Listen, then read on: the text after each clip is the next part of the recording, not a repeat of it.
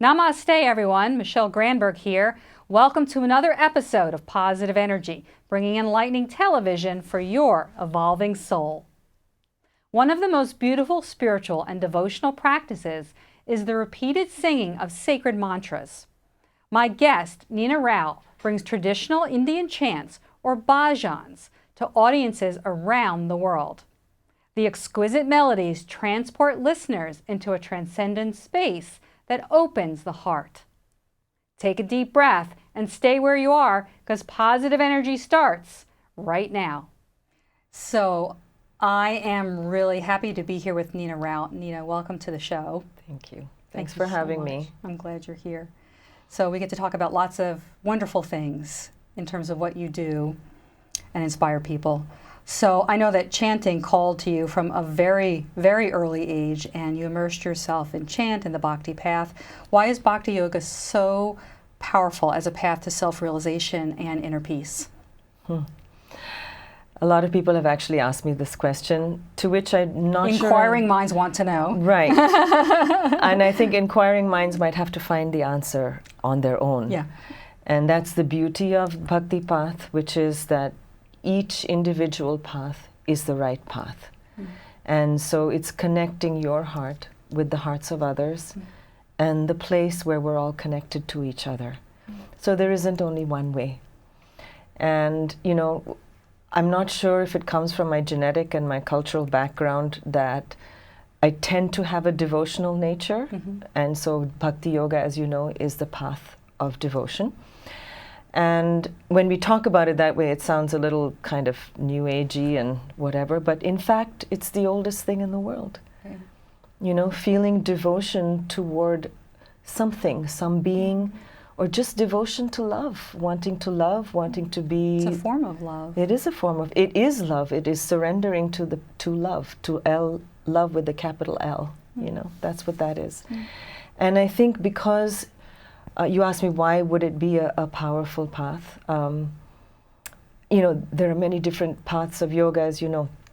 And Bhakti Yoga, in some way, it also helps to kind of scoots underneath our analytical mind or goes over our analytical mind. And so we might get through those obstacles by just connecting from the heart space, because the heart's where we really know. The mind is where we gather information, but where is it that we really know? Where do we learn to trust? That's in the heart. So in that sense, and if we know in our own hearts, what's stopping us? So that's exactly how I feel when I chant and when I hear the melodies and the prayers and the songs. Yeah. It's like an arrow through the heart. It's a direct experience that one can only have. You're right. Doesn't live in our mind, and it bypasses all of that conscious intellectualization. So say a little bit more about the vehicle for that, being the inherent power of mantra as a vehicle for what do you believe? What's it a vehicle for? Healing, consciousness, expansion, but so much more than that. And I don't know, talk about the names that we do chant in and why. I think it's mysterious, to be honest. I think that as much as you want to try and explain what chanting is, you really can only learn what it is by actually doing it. And again, it's revealing its wisdom from the inside. But from my understanding, these mantras came from a place, from a higher transmission to the seers, to the rishis who were doing the practice. And they received this teaching as a transmission, and then they transmitted to the rest of the world by the practice itself. You know, it's an oral tradition. The chanting of Kirtan is an oral tradition. The word mantra is an interesting word, because man is a beautiful Indian word which actually is the same name. It's a combination of the heart and the mind. So it's the space where they are together in union with each other and not at odds with each other. So that's man. And I've seen many different definitions of mantra, but the one that stays with me always is mantra. Tra means security. So it's it's to secure your mind, because as you know, we're thinking all the time. We don't even actually know where the thoughts are coming from, but they're coming and they're going. And often they're pulling us, in directions and pull us in a way, because Krishnas always says a really wonderful thing. He says, isn't it crazy that we actually believe everything we think? And I remember the first time he said we that. We never doubt a thought No. that it could possibly lie to us, our thoughts. Well, it's just a thought. And just why is it true? Right. Right. Great. So the mantra, I feel, is, what they say is, like the first verse in the Hanuman Chalisa is, Shri Guru Charana Saroja Raja Nija Mana Mukura Sudhari. So the Hanuman Chalisa is a very long mantra. It's a 40-verse prayer. But the very first thing, before we even start the 40 verses, is we are surrendering to the practice by saying, I am at the Guru's feet, and I'm taking the pollen-like dust of the Guru's feet to clean the mirror of my heart. And why do we want to clean the mirror of our heart? To more clearly reflect our true nature, because we don't know what it is. I'm not sure why we don't know. We're just kind of born that way. And I've always asked my guru, but why do we have to go through this? There's no answer to the why. It just kind of goes with the human experience. It is what it is. But what we have is the ability to explore deeply. And the exploration can come in many different ways, different types of practices, like jnana yoga, where you do self-inquiry. And it's a mental exercise, but then it transforms itself into really looking deeply in who am I, who is I. But to me, that's not so interesting on that level. I rather chant the names. And they say that the names and the one that is named are the same. And the more we call out these names, the one is revealed to us. And it's just a matter of doing the practice. So chanting is so beautiful because the names actually just resonate. The sounds of them resonate with me. You don't have to know what they mean. And we don't have to know what they mean. We don't even actually know what they mean. And that's what we're going to figure out as we do the practice. What is the true meaning of those names? They're the divine names. They're the names of the one. But we don't know what that is. How do we describe that in words? I don't know. So I remember the Dalai Lama was once, when I went to hear him, he was talking about meditation, and the Buddhist practice is so much analysis and debate and questions and answers, and he said something that really kind of resonated with me. He said, we don't meditate on a point. We're just trying to find our way into the proximity of that point. I found that really helpful. Because we're just looking you're just looking in the right direction, and then the path will take us where we need to go. Follow what you feel. If it feels good, you're moving in the correct direction, I suppose you can. If you can trust that, for sure. So with all of that beauty available through this practice, the contrast of that being looking at the world, if we focus on the external world, there's so much going on. There's a lot of chaos these days, anger and destruction and people against people. So what's your take on why that is, and are people looking for spiritual guidance more than ever? Well, I would say the point of doing the practices is to live in this world. I know that in a lot of the teachings we hear about doing the practices and then eventually you become Jivan Mukta, which is, you're liberated from this life. It's too hard for me to think that far.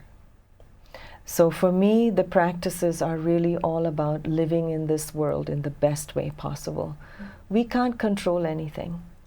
Stuff is happening, the world is turning, and the world is made up of people and Mother Nature and all beings in it. And we can't control. We do our best to manage our little space around us, but we can't even manage our own reactive behavior.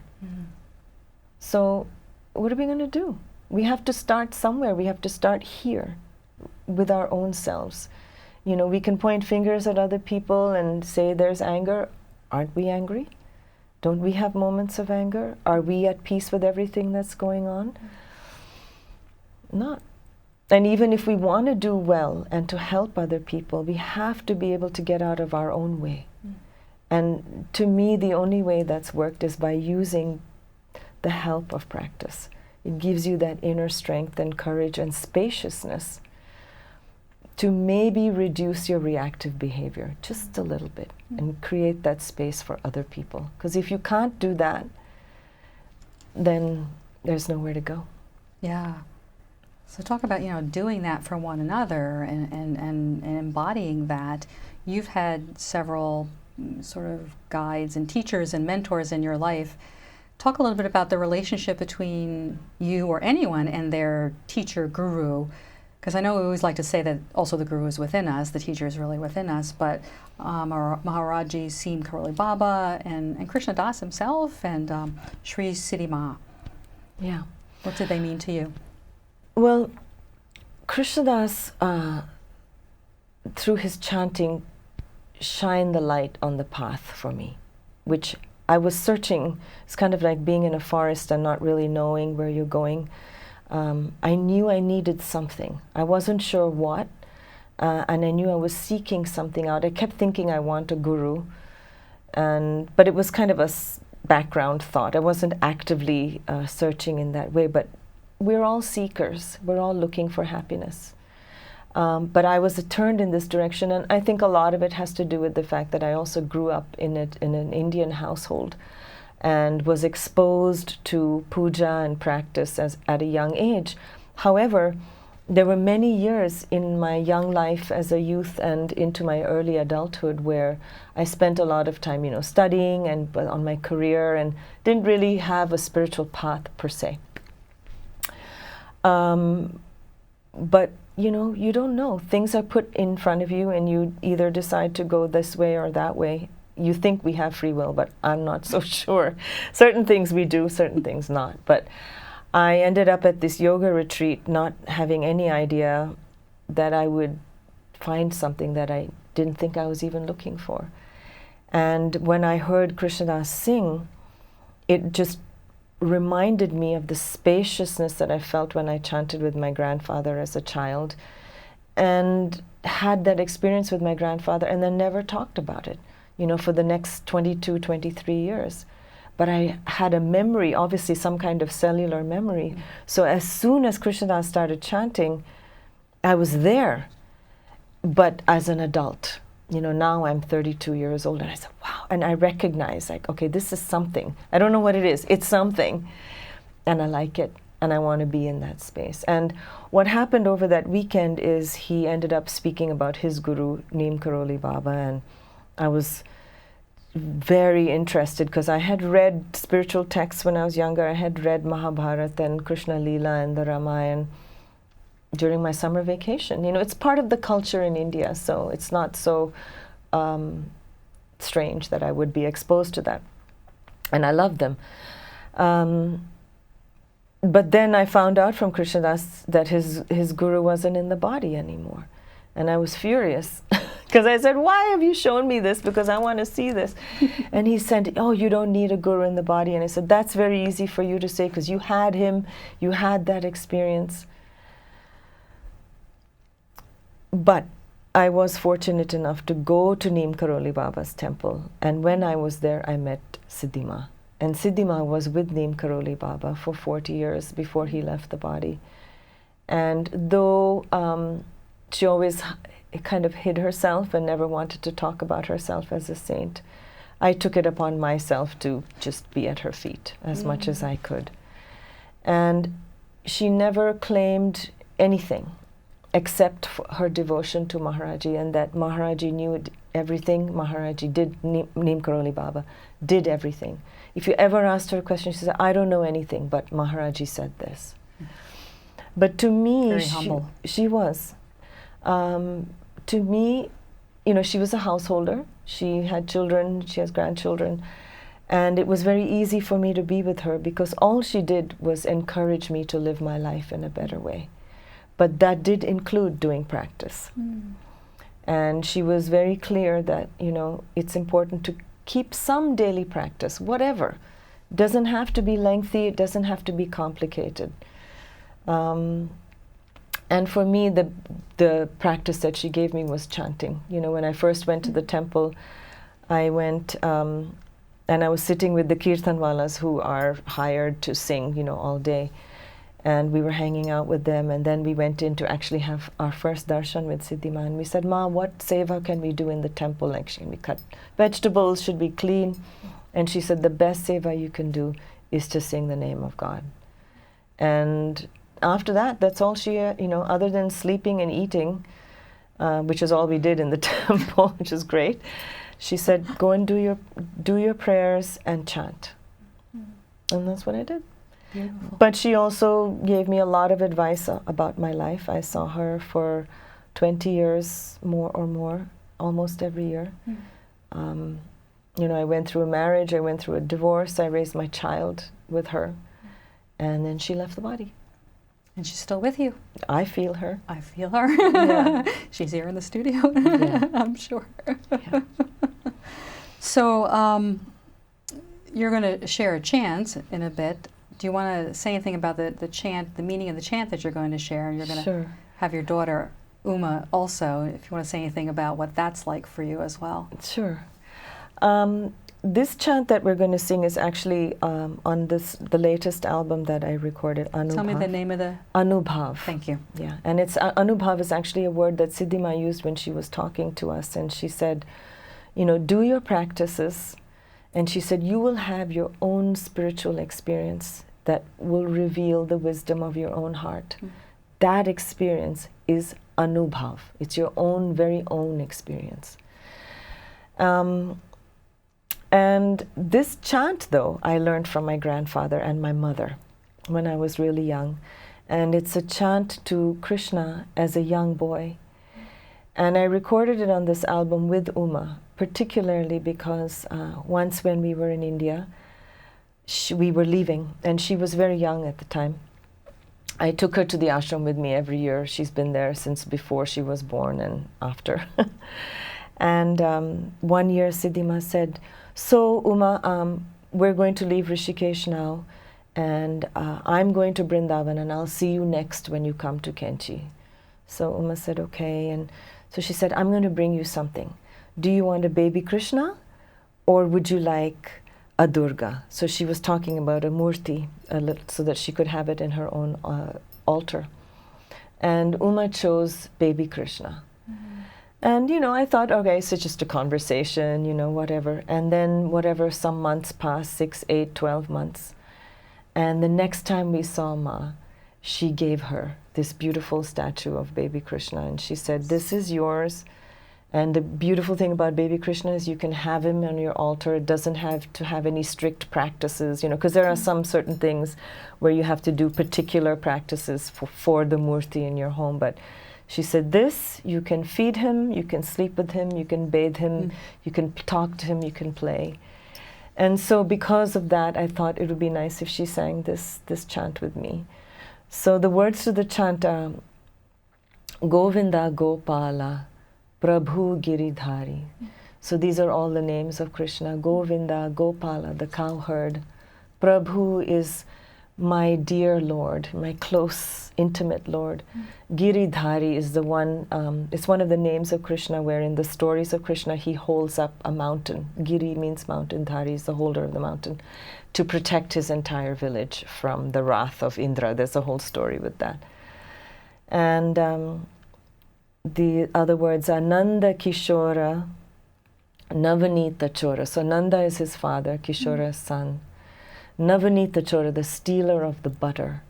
That's all. These are all parts of the Krishna Leela. So we'd spend many hours trying to go through that story, so we won't do that. It's symbolic. It's not about really stealing butter. Yes, I mean he does in the story, but there's a reason why it happens. Brindavana Vihara Giridhar.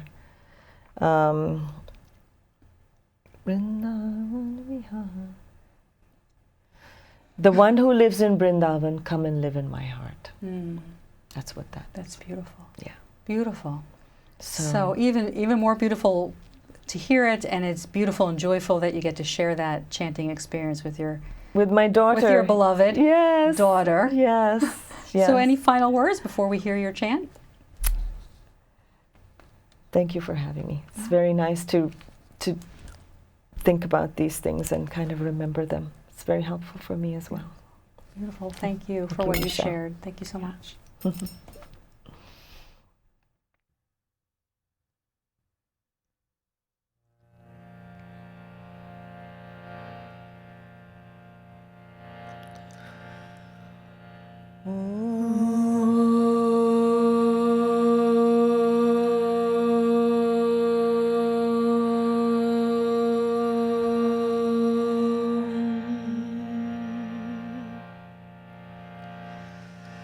Govinda Gopala Prabhu Giridhari Govinda Gopala Prabhu Giridhari Govinda Gopala Prabhu Giridhari Govinda Gopala Prabhu Giridhari Govinda Gopala Hridaya Vihari Govinda Gopala Hridaya Vihari Govinda Gopala Hridaya Vihari Govinda Gopala Hridaya Vihari Nanda Kishora Navanita Chora Nanda Kishora Navanita Chora Nanda Kishora Navanita Chora Nanda Kishora Navanita Chora Nanda Kishora Navanita Chora Nanda Kishora Navanita Chora Vrindavana Vihar Giridhar Chitta Chora Vrindavana Vihar Giridhar Chitta Chora Vrindavana Vihar Giridhar Chitta Chora Vrindavana Vihar Giridhar Chitta Chora Govinda Gopala Prabhu Giridhari Govinda Gopala Prabhu Giridhari Govinda Gopala Prabhu Giridhari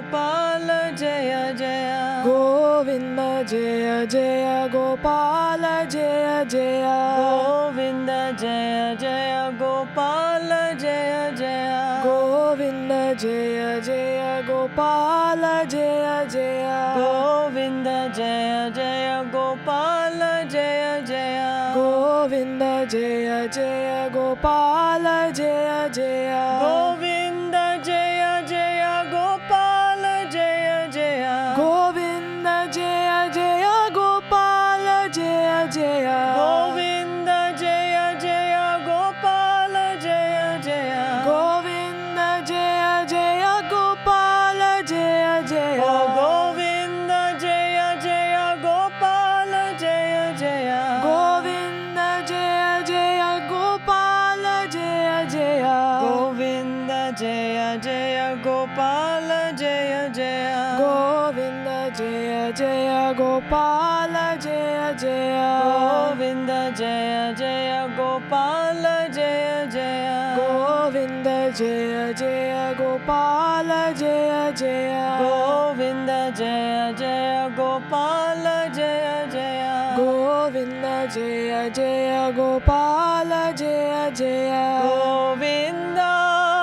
Gopala Murali Manohar Nandalala Govinda Gopala Murali Manohar Nandalala Govinda Gopala Murali Manohar Nandalala Govinda Gopala Murali Manohar Nandalala Govinda Gopala Murali Manohar Nandalala Govinda Gopala Murali Manohar Nandalala.